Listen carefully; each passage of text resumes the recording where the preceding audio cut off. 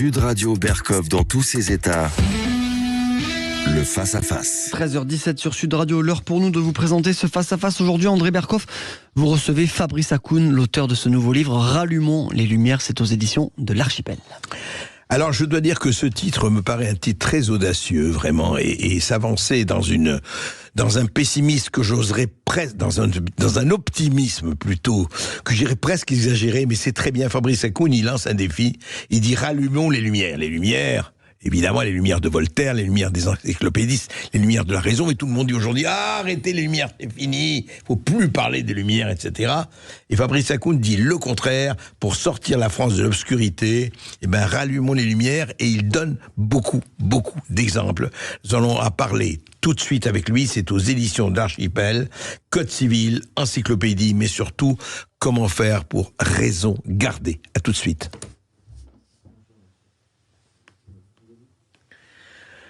Alors, Fabrice Hakoun, rallumons les lumières. C'est très intéressant parce que vous êtes vous-même entrepreneur. Je rappelle, vous avez été ancien membre du Conseil stratégique de l'attractivité, vous avez été magistrat honoraire en prud'homme, vous êtes entrepreneur du numérique, vous avez créé une entreprise spécialisée en conseil en performance énergétique, etc. et éco-responsabilité, non, c'est important. Et c'est vrai que j'ai trouvé que c'était un sacré défi parce que en même temps, on dit aujourd'hui, vous avez toute la doxa contemporaine dit oui, mais les lumières, c'est ça qui nous a complètement ratiboisés, et on des mai 68, etc., etc. Et vous vous dites, attendez, il y a encore des choses à faire en France, et on est en plein au conflit des agriculteurs, et je ne parlerai pas du pouvoir d'achat, je ne parlerai pas des retraites, je ne parlerai pas des affrontements communautaires, etc., etc. Vous dites, d'accord, tout ça existe, mais on peut, avec les armes de la raison, on peut se battre là-dessus et peut-être, et je l'espère, en tout cas vous l'espérez, triompher. Comment cela ? Mais en fait, je prône simplement un retour aux fondamentaux. Je crois que très souvent, quand un système perdure un certain nombre d'années, comme c'est le cas pour la 5e République depuis des années, on perd de vue les fondamentaux. Ça finit par se déliter, par s'étioler, parce qu'une République, comme d'autres systèmes d'ailleurs, se construit strate par strate. Et donc au fur et à mesure de l'accumulation de ces strates, on finit par perdre de vue quel a été le souhait, quelles ont été les volontés des pères fondateurs de ce système. Et quand on perd ça, en fait, on perd finalement la raison d'être, on perd l'adhésion aux valeurs. Et la raison pour laquelle je prône un retour à l'universalisme des Lumières, c'est simplement que, en réalité, on a fondamentalement besoin de renouer avec l'identité française. Qu'est-ce que l'identité française ? L'identité française, contrairement à ce que nous disent un certain nombre d'identitaires, c'est pas une identité génétique. Ceux qui pensent qu'effectivement nos ancêtres sont les Gaulois, ils le pensent bien sûr, mais ce ne sont pas des messieurs avec des moustaches et des casquettes. C'est une image. Voilà, c'est une image. Gaulois, ça permet. sûr. Mais moi, j'ai toujours l'habitude de dire, pour provoquer un peu mes amis, que les ancêtres sont mes Gaulois, alors que mes parents sont nés en Tunisie, mes arrière-grands-parents aussi, et que par conséquent, on pourrait me dire, mais non, pas du tout, mais si, parce que ce qui fait que j'appartiens à l'identité française, c'est pas une identité génétique. J'adhère à un socle de valeurs. Alors, parlons-en. Attendez, Fabrice Hakoun, c'est très important parce que c'est au cœur de beaucoup de choses. On vous dit oui, mais on ne veut plus entendre parler des mondialistes. Et je sais que votre universalisme, c'est pas le mondialisme. Absolument. Mais parlons pour vous les valeurs françaises. Si on avait rapidement, on pourrait faire 5 heures là-dessus, mais quels sont vraiment ce qui est spécifique aux valeurs françaises, aux valeurs en tout cas de ce qu'on appelle la République française ou la France ? Vous avez une valeur essentielle qui est la liberté, qu'on a complètement perdu de vue dans ce pays, complètement.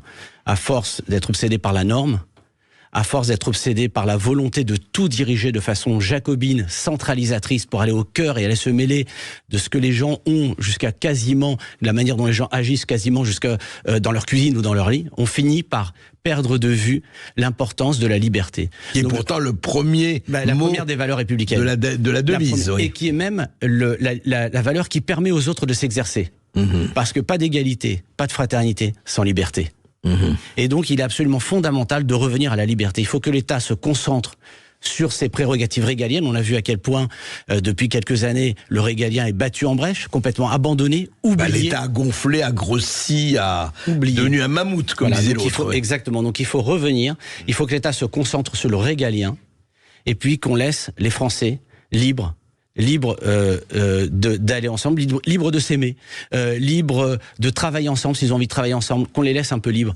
Et vous verrez que l'être humain a cette faculté extraordinaire quand on le laisse libre, finalement, d'arriver, à condition bien entendu d'encadrer, dans un cadre légal comme on l'a en France, à cette faculté extraordinaire de s'entendre avec les autres et de bâtir avec les autres. Vous dites comme Pompidou, cessez d'emmerder les Français. Bien sûr, je l'écris même. Je sais. Absolument. Ouais. Donc ça, c'est la première valeur. Et puis après, vous avez toutes les valeurs qui en découlent. Bien entendu, l'égalité. On parle de la solidarité. C'est une chose extraordinaire. On vit dans un pays qui est un pays d'une extraordinaire solidarité. Et c'est ce qui m'a fait écrire ce livre aussi. C'est vraiment un coup de gueule, en fait, parce que depuis des années, on nous parle, pour la France, par exemple, on parle de racisme systémique. Moi, ça me fait tomber de ma chaise, en fait. C'est le pays le moins raciste qui soit. C'est le plus beau pays du monde. Vous prenez Joséphine Baker et plus récemment d'autres personnes avec lesquelles j'ai eu l'occasion de parler, qui vous disent, Fabrice, on vit aux États-Unis, professeur en chirurgie, je ne citerai pas le nom par respect, un professeur en chirurgie qui est venu vivre en France et qui m'a dit, Fabrice, il a fallu que je vienne vivre en France pour être considéré comme un homme et comme un médecin avant que d'être considéré comme un noir. Il vivait à New York. Il vivait Vous pas avez dit ça ici récemment ? Ici, récemment, il y a quelques semaines. Quelqu'un que j'ai rencontré. Et donc, Joséphine Baker l'a dit avant lui dans les années 30, donc ça date pas d'aujourd'hui. Ça date pas d'aujourd'hui. Et donc, traiter ce pays, qui est le pays, entre autres, de l'AME, l'aide médicale d'État. C'est un pays, vous savez, vous citiez, vous disiez que j'étais magistrat au Prud'homme. Effectivement, je suis magistrat honoraire. J'étais pendant 16 ans au Prud'homme. J'ai rendu la justice pour des gens qui étaient en situation irrégulière sur le territoire et qui se sont vus remplir dans leurs droits. Dans quel autre pays au monde on peut remplir dans ses droits une personne en situation irrégulière qui a été lésée par un employeur, par exemple? Oui. Et c'est vrai, et défendre quelqu'un en situation régulière, mais il a ses droits. Oui, effectivement. Exactement. Mais en même temps, alors c'est quand même, vous dites, oui, formidable, solidarité, etc. Mais enfin, il y a un communautarisme qui a grandi de manière exponentielle depuis 20 ou 30 ans. Vous savez, comme moi. Bien sûr, je le combats. Je le combats, mais je le combats d'une certaine manière. Je le combats sans stigmatiser. Mais parce que la difficulté aujourd'hui, c'est que pour combattre le communautarisme, on stigmatise. Et c'est une erreur. Moi, je le combats parce que je pense que ceux qui se targuent de communautarisme aujourd'hui et qui invoquent le communautarisme et qui se vautrent dedans n'ont fait qu'occuper une place laissée libre. Et une place laissée libre par la République. Laisser libre comment? Puisque vous savez très très bien qu'une partie des gens, soit par recalage électoral, soit pour aller rapidement, soit par démagogie, soit par sincère, disent oui, mais la France est raciste systémique. Mais... Regardez tous les mouvements, enfin c'est pas les mouvements woke, les mouvements indigènes de la République, etc. Vous venez de les citer. En fait, ils ont un intérêt, j'allais dire presque pas un intérêt commercial, mais ils ont un intérêt, ils ont un fonds de commerce. Ce fonds de commerce, c'est la division. Vous savez, en fait, je ne sais pas si vous remarquez, mais bien sûr que vous le remarquez en tant qu'observateur, vous voyez bien que ce camp politique, j'ai même pas envie de dire la gauche, parce que finalement, c'est pas la gauche traditionnelle que moi j'ai connue, c'est une partie de la gauche. Vous avez dit d'ailleurs, la gauche a trahi le peuple, vous l'écrivez, bien sûr. Elle a perdu. Bien sûr, elle a perdu l'adhésion du peuple, et donc c'est Bruckner qui dit ça, elle s'est complètement redirigée vers l'identité, la race et le genre.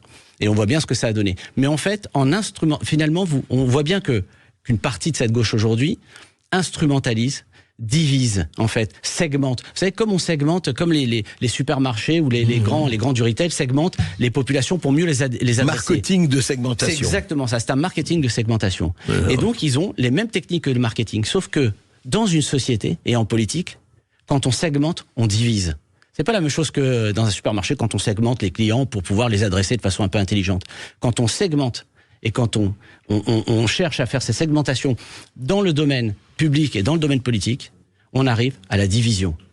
Et c'est cette division dont s'alimente aujourd'hui un camp politique qui n'a absolument aucune raison d'arrêter avec ça. Et ce camp politique qui n'a aucune raison d'avancer avec ça, d'arrêter avec ça, il a quand même pas mal avancé depuis.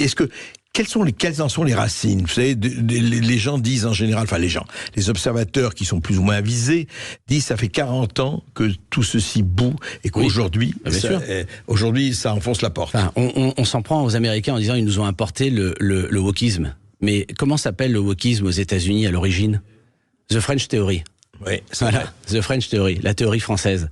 Donc, The French Theory est né dans les universités françaises dans les années 60.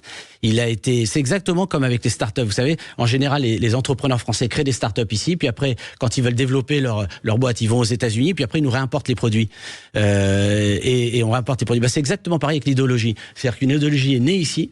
C'est une idéologie qui est une idéologie sortie de l'esprit d'apprenti sorcier, en fait, qui est allé là-bas, se développer, incubé. Vous savez, les Américains sont les champions de l'incubation, et puis ils nous ont renvoyé ça, et ils l'ont mondialisé, ils l'ont diffusé parce qu'ils savent parfaitement le faire à travers Netflix, à travers Hollywood, etc. Oui, bien sûr. Mais enfin, certains ont envoyé le pas. C'est vrai que la France résiste quand même. On va en parler justement. Est-ce que les Lumières nous permettent de résister, notamment à cela? On en parle tout de suite après cette petite pause. On continue ce face-à-face avec Fabrice Hakoun et avec vous. 0826 300 300. À tout de suite sur Sud Radio. Sud Radio Berkhof dans tous ses états, midi 14h. André Berkhof. Vous l'avez dit. Ici Sud Radio. Les Français parlent au français. Les carottes sont cuites. Les carottes sont cuites. Sud Radio Berkhof dans tous ses états. Fabrice Hakoun, rallumons les lumières pour sortir la France de l'obscurité aux éditions de l'Archipel. Rallumons les lumières, mais dites-moi, moi j'entends beaucoup, et je ne suis pas le seul des gens, mais ceux qui nous ont mis dans ce pétrin, ce sont justement les lumières. Oui, c'était très bien l'universalisme français. Alors, qu'est-ce qu'ils vous disent, hein? Je la fais courte, vous les connaissez comme moi. Ils disent oui, mais vous comprenez, on a voulu imposer notre modèle au reste du monde, et le reste du monde, ben non, il n'en voulait pas. Oui, l'Occident a voulu absolument. Alors certes, la Magna Carta, certes la Déclaration des droits de l'homme, certes les philosophes, etc.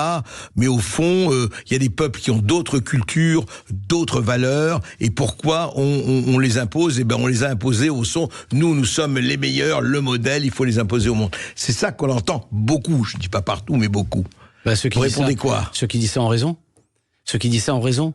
La Troisième République est allée. Alors, d'ailleurs, je prépare un prochain livre sur Jules Ferry justement et sur la Troisième République pour essayer de casser l'idée selon laquelle la colonisation et puis après la collaboration, mais plus tard, ont été essentiellement le fait de la droite. On s'aperçoit que la colonisation, comme plus tard la collaboration, était plutôt effectivement le fait de la gauche. Mais bon. Oui, et juste un mot là-dessus. Je vous conseille, je le dis à tout le monde, de lire le bouquin de Simon Epstein, un paradoxe français. Ah, très bien. Sur la collaboration, c'est passionnant. Voilà. Et donc, je reviens à la Troisième République. Donc, il y a eu effectivement cette volonté d'aller civiliser les indigènes. Ça a été une erreur fondamentale, probablement. Alors, pas sur le plan économique, etc., parce qu'il y avait des raisons à tout ça. Si on n'a pas civilisé la Tunisie. Alors, justement, c'est ce que je dis. Voilà, c'est intéressant. Je ne dis pas sur un plan économique, je ne dis pas qu'il ne fallait pas y aller, je porte pas de jugement, je suis pas historien, je vais pas vous dire il fallait coloniser, pas coloniser, etc., parce que à chaque époque, correspond des raisons de faire les choses, et à cette époque-là, il fallait y aller, ils y sont allés. Sauf qu'ils y sont allés avec un prétexte, qui était le prétexte qui consistait à dire on va aller civiliser les indigènes. Et donc on est allé, puis plus tard même, les Américains, qui à coup de bombe à 10 000 mètres d'altitude, ont voulu imposer la démocratie aux Irakiens. On a vu le résultat aujourd'hui. Donc il est évident qu'il ne je partage quand les gens disent on a utilisé ces valeurs pour aller oppresser les autres, etc. Ils ont raison. En fait, je pense que probablement que ce prétexte-là n'a pas été le bon. Par contre, ce n'est pas parce qu'on n'a pas bien fait d'aller l'imposer ailleurs qu'il faut renoncer à l'imposer chez nous et en France. C'est-à-dire qu'en fait, c'est juste. Il faut renoncer à nos propres valeurs. Bah oui. C'est-à-dire que tout d'un coup, on fait un espèce de virage à 180 degrés. On dit on a eu tort d'imposer l'universalisme à tous. Donc désormais, on refuse de l'imposer.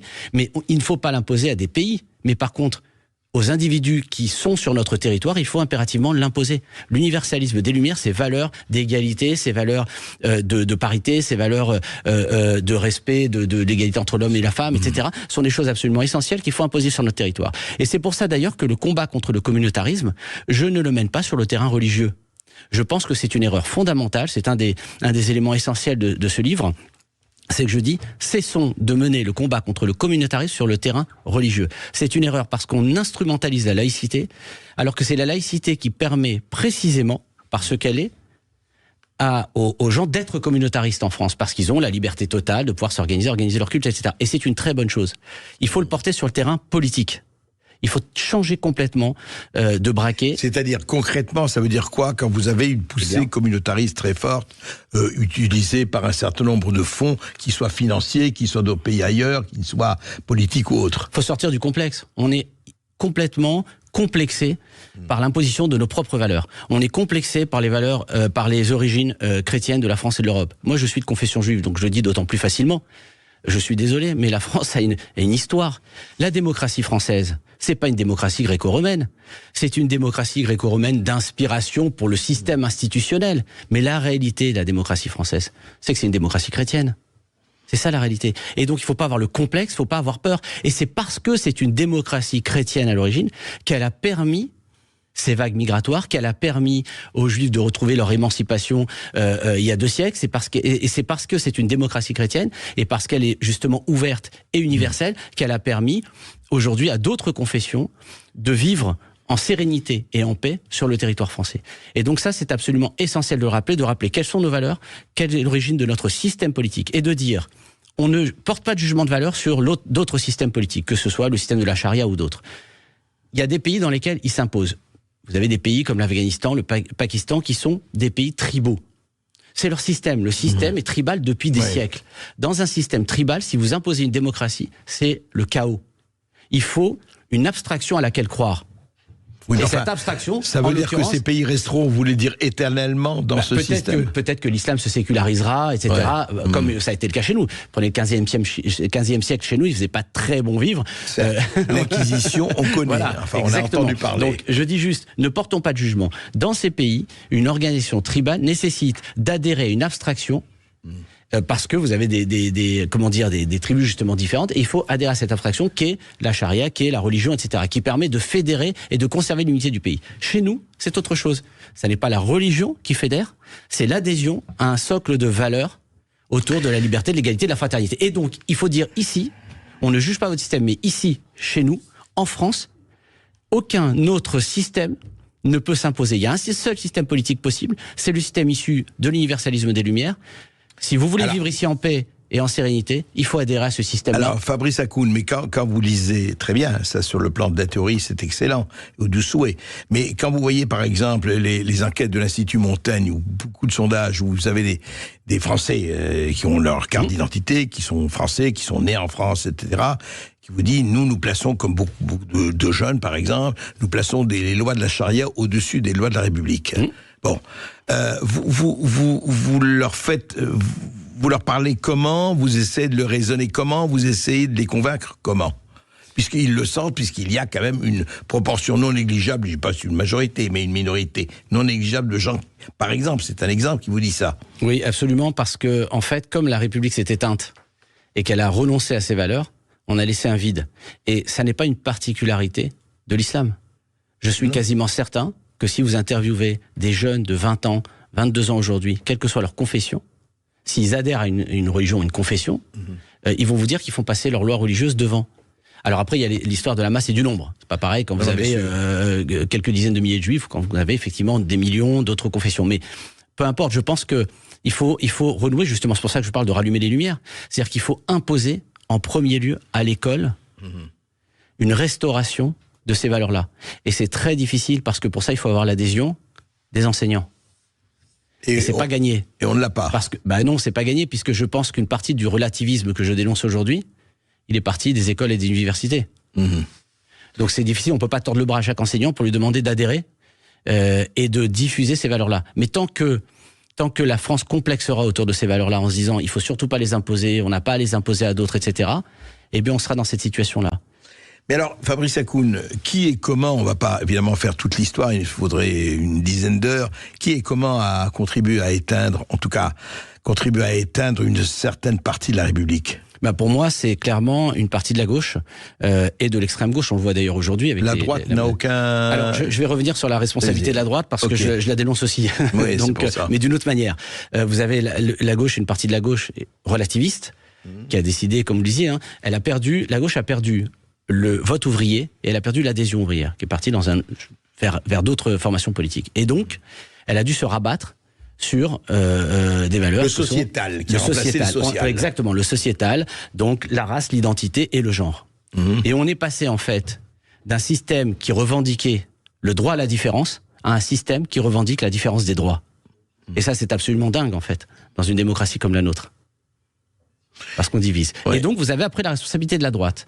Parce que la droite s'est laissée complexer. Vous savez, la partie de la gauche que je dénonce, je dis toujours une partie de la gauche parce que je veux pas mettre tout le monde dans le même sac, parce qu'on a une gauche qui est une gauche plutôt républicaine, centriste, voilà, et puis une gauche républicaine centriste qui suit un peu le mouvement, qui suit le vent, etc.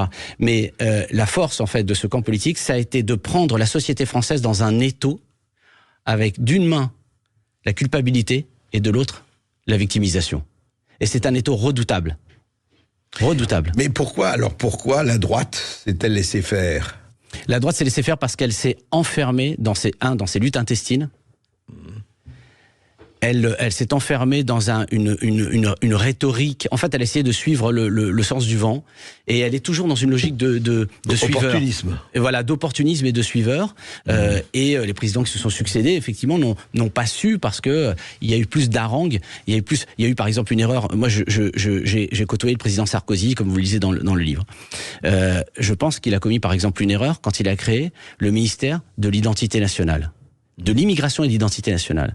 Parce qu'à ce moment-là, on avait une chance extraordinaire de pouvoir repositionner ce qu'était l'identité française. Et au lieu de ça, on s'est concentré sur la condamnation de l'islam, la stigmatisation des musulmans, etc. Et en fait, on a complètement loupé le coche là-dessus. Complètement. Enfin, il y a eu avant ça quelque chose qui est venu de la gauche officielle, mais qui a concrétisé ça bien avant Sarkozy, c'est SOS Racisme. Ah oui. Je traite, bien sûr. On voit que vous avez bien lu le livre. J'ai lu. Parce que effectivement, je traite. Tout est parti de là en fait. Si vous voulez, le projet de ce livre-là, il est né quand dans les années 2002, 2003, dans ces années-là, j'étais devant un reportage télé et je vois au lycée, c'était dans un lycée parisien du 11e arrondissement, du 20e, je ne me rappelle plus, des jeunes, et il y avait un reportage sur justement la communautarisation. Et on voyait des groupes de jeunes juifs, des groupes de jeunes musulmans complètement séparés. Et là, j'ai dit, mais non, c'est pas possible, c'est pas ma France, ça. Moi, en 1986, j'étais au lycée Voltaire, avec des gens qui étaient hyper politisés. Quand Abou Djihad a été assassiné à Tunis par un commando du Mossad, le lendemain, mes copains, je dis bien mes copains musulmans et gauchistes, sont arrivés au lycée avec un brassard noir, ils étaient en deuil d'Abou Djihad. Donc on parle de gens quand même très politisés. Eh bien, ce sont mes frères jusqu'à présent. Jusqu'à présent, on est amis, ce sont mes frères. Et donc je me dis, comment on a pu passer de 1986, ça, avec des jeunes qui étaient certes très politisés, mais aussi très cultivés, et qui restaient amis, très républicains et très laïcs, à ce climat. En moins de 40 ans, quoi. En moins de 40 ans, là je parle de 2002, 2003. Et donc là, l'idée de ce livre a germé à ce moment-là, parce que je me suis dit, il faut faire quelque chose. On ne peut pas laisser la France continuer à se déliter de cette manière-là. Parce qu'il y a une responsabilité politique fondamentale. Et aujourd'hui, je pense que s'il y a une responsabilité politique de la droite, c'est qu'il faut que la droite ouvre complètement, qu'elle s'aère. En fait, elle est complètement. Il faut pas ouvrir seulement la Maison France et ouvrir les fenêtres de la Maison France, comme je dis dans le livre. Il faut ouvrir les fenêtres de la droite et il faut aérer.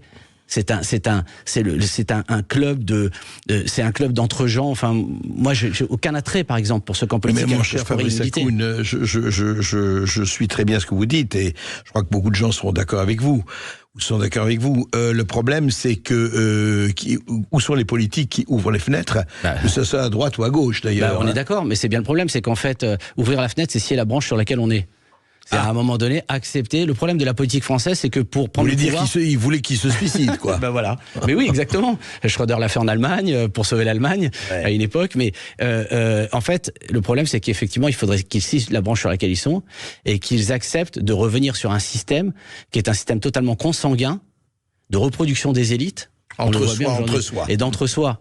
Et donc, ils sont complètement décalés des réalités. C'est effectivement le problème. Le problème, c'est que je ne vois pas beaucoup de gens qui seront candidats à scier la branche. Alors, qui le fera? On en parle, effectivement, après cette petite pause. À tout de suite. Et puis avec vous au 0826 300 sur les réseaux sociaux également de Sud Radio, sur le Facebook, sur le Twitter, sur le YouTube. Ne bougez pas, on revient tout de suite. Sud Radio Berkov dans tous ses états. Appelez maintenant pour réagir 0826 300. Vous l'avez... Ici Sud Radio. Les Français parlent au français. Je n'aime pas la blanquette de veau. Je n'aime pas la blanquette de veau. Sud Radio Berkov dans tous ses états. Fabrice Hakoun, lui aussi dans tous ses états, il veut rallumer les lumières, il n'est pas le seul pour sortir la France de l'obscurité. Et effectivement, quelle lumière, parce que beaucoup de gens ont préféré la pénombre, prennent le parti pris de la pénombre et de l'obscurité, non pas la face obscure, mais enfin de l'obscurité, disons ça comme ça. Et au fond, j'allais vous dire, oui, mais compte tenu de la réalité, le réel, on ne le choisit pas, il est là. Comment vous voyez s'organiser un peu le réveil, sinon, pour parler comme un certain général, le sursaut? Alors, déjà, je vais employer une petite maxime biblique qui est que la lueur d'une bougie suffit à rompre la plus grande des pénombres et la plus grande des obscurités. Donc, moi, je crois déjà en ça, c'est-à-dire que je crois en l'addition de ces petites lueurs qui s'allument un peu partout et qui finissent par faire une grande lumière. Comment je vois les choses, globalement, je pense que la France est un pays, c'est le pays, comme me disait dans l'intimité de son bureau le président Sarkozy, la France est un pays qui a décapité un roi. C'est-à-dire qu'effectivement, malheureusement, le sursaut se fait souvent à travers les crises. Oui. La France et le peuple français est un peuple extrêmement résilient, qui l'a montré à travers l'histoire, mais qui néanmoins a besoin parfois de prendre le mur en pleine face pour réagir. Ça a été le cas pour la décolonisation. Ça a été exactement. Sinon des coups royaux. Exactement. Donc le risque, et on le voit là, parce que la Révolution française a commencé par une jacquerie. Donc on voit bien que là, il y a la révolte des agriculteurs. Les agriculteurs vont être plus difficiles à diviser que les gilets jaunes. Je pense que ça peut être le début, le démarrage. Mais en tout cas, ce qui est certain dans ce pays, c'est qu'il faut un nouveau pacte, en fait. Il faut un nouveau pacte social. Et je suis pas certain que le système institutionnel tel qu'il est aujourd'hui, en fin de vie, à bout de souffle, puisse le permettre. Mais écoutez, il y a toutes les armes, parce qu'on veut toujours changer de constitution, changer de ci, changer de république, etc. Regardez par exemple comment il se fait que depuis 2005, personne n'est ni proposé, ni organisé, personne, je parle des gens au pouvoir, un référendum. Prenez ça, quand même, qui est l'arme du peuple, qui est dans la Constitution aussi importante que la démocratie représentative. Et depuis 2005, et l'aventure de 2005, on sait ce qui s'est passé, on ne va pas revenir dessus. Rien. C'est ça. Mais c'est pire, André, c'est qu'effectivement, on parlait de 2005, le référendum sur l'Europe, il n'a pas été respecté par le pouvoir politique. Donc pour moi, c'était déjà là une espèce de coup d'État. Donc il y a un très gros problème d'écoute du peuple dans ce pays. On n'écoute pas le peuple. Et on le voit bien aujourd'hui. On voit bien, les agriculteurs sont en train de réclamer des choses qui sont d'une évidence absolue. Comment on peut autoriser à rentrer sur le territoire des produits qui sont justement produits avec des phytosanitaires qu'on interdit en France? Donc c'est hallucinant en fait. Ouais. Et donc on voit bien, et là tout d'un coup... Et au sein de l'Europe, soi-disant l'Union européenne. Et donc tout à coup, on s'aperçoit que ça existe. Et on s'aperçoit qu'il faut faire quelque chose. Et là, le Premier ministre arrive en nous disant on va prendre un certain nombre de mesures, mais on a envie de dire mais pourquoi maintenant? On le sait depuis des années. Donc il y a un problème de fracture totale entre le peuple et ses dirigeants. Et son élite, même. Du fait d'un système institutionnel, qui ne fait plus de lien entre les élus, les élections et le peuple en réalité. Parce que par le jeu des accords de parti, par le jeu du mode de scrutin, on arrive à peu près emmener où on veut le résultat du scrutin en total désaccord avec la volonté du peuple. Oui, mais alors, justement, en arrivant à ce stade, ça, on le dit, on le sait, on en parle, etc. Ce qui est intéressant, c'est que si vous voulez, on se heurte toujours à cette question. Est-ce que c'est, à votre avis, Alors, vous avez parlé de la bougie, de la petite bougie qui éclaire. Est-ce que la goutte d'eau qui fait déborder le vase, on l'attend, elle va arriver? Alors, je vous demande pas de prédiction, mais... Qu'est-ce qui peut faire que ces choses changent? On ne sait jamais quand, bien sûr, mais vous pensez qu'on ne fera pas l'économie de véritables affrontements? Alors, pour vous? Je ne sais pas si on fera l'économie ou pas, parce qu'on est dans une société qui n'accepte plus, ou de moins en moins bien, le conflit, la contrainte, etc. Les gens veulent bien imposer un système, mais ils ne veulent plus de guerre, ils ne veulent plus aller à la guerre, ce qui est plutôt heureux. Ils ne veulent plus se battre, ils ne veulent plus d'affrontements, et c'est plutôt heureux.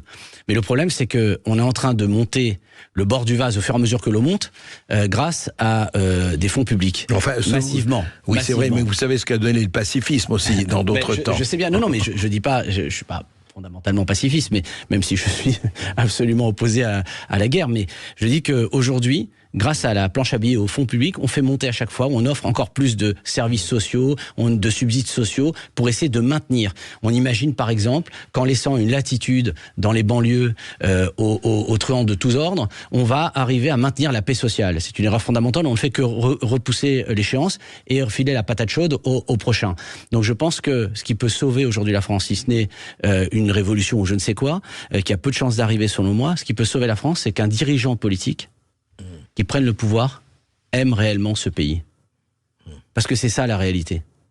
Est-ce qu'aujourd'hui, on peut réellement penser que les dirigeants qui sont au pouvoir ont le sens de la France, aiment la France, la sentent dans leurs tripes? Ben moi, j'en suis pas convaincu. Et tant que quelqu'un n'aura pas ce sens-là, tant qu'on n'aura pas un dirigeant politique, un président et une majorité qui auront ce sens de la France chevillé au corps et qui diront « on va se sacrifier politiquement parce que nous ne l'aurons pas », il va falloir qu'une génération politique se sacrifie pour que ce pays se redresse. Parce que les mesures qui sont à prendre ne sont pas des mesures populaires. Bien sûr. Le problème, c'est qu'on revient toujours au courage et à la volonté. Exactement. Hein, c'est ça. Exactement. Exactement. Et vous avez des noms en tête? Oh, c'est difficile d'en donner là. C'est difficile, comprends. Mais ils peuvent émerger. Ils peuvent émerger parce que vous avez beaucoup plus de gens qu'on l'imagine qui attendent de pouvoir en découdre. Et pour être très honnête, alors je parle pas de la présidente de la République bien entendu, mais j'en fais partie. Je fais partie des gens qui ont envie de se consacrer à ce pays. Je fais partie des gens qui ont travaillé, qui ont œuvré, qui ont créé de la richesse, qui ont créé de la valeur et qui aujourd'hui ont envie de se servir de cette expérience pour bâtir. Mais il faudrait que ces gens-là, comme vous ou d'autres, aillent en politique. Mais oui, mais sauf s'ils que ne vont pas en politique, sauf que comme vous le savez, vous serez témoin. La difficulté en France, c'est que très peu de politiques, on l'a vu avec la droite et avec l'UMP qui est devenu LR, très peu de politiques organisent leur succession. Alors que normalement, dans n'importe quelle entreprise, on parle souvent de la ressemblance qu'il peut y avoir entre l'entreprise et l'État. Non, mais c'est vrai. Et dans n'importe quelle entreprise, le rôle d'un manager, dès qu'il arrive, c'est d'envisager qui va être son successeur et comment il va lui succéder de façon à ce qu'il n'y ait jamais de vacances. De rupture. Voilà, et de rupture. Vacances sans vacances du pouvoir. Oui, bien sûr. Et donc, ça devrait être pareil au sein de l'État. Sauf que c'est tout le contraire qui se passe. Quand un homme politique arrive au pouvoir en France, ou qu'il arrive à la tête d'une organisation, d'un parti, etc., la première chose qu'il fait, c'est de supprimer tous ceux qui peuvent lui faire de l'ombre. Donc les meilleurs, pour ne garder que les plus mauvais. Voilà, la réalité, moi, je m'en fous, j'ai pas de mandat politique, donc je peux le dire très librement, je risque rien, je risque pas de me faire virer de mon parti, puisque je suis pas dans un parti. Donc vous dites qu'il y a une prime à la médiocrité. Bah bien sûr, bien évidemment. Et oui, mais alors donc il faut quelqu'un qui rompe ce cercle vicieux. Sinon infernal. Ouais, tout à fait, absolument. Non, c'est vrai que c'est évidemment le problème qui est là aujourd'hui et qui occupe tout le terrain. En tout cas, vous faites très très bien, Fabrice Hakoun, et vous avez très bien rappelé les valeurs sur lesquelles, en tout cas, les gens, enfin le ou la personne ou les personnes qui viendront et qui, j'espère, viendront vite, seront animés d'abord d'une foi en leur pays et surtout du sens des valeurs, les valeurs les plus importantes. Absolument, et de l'intérêt général surtout. Voilà.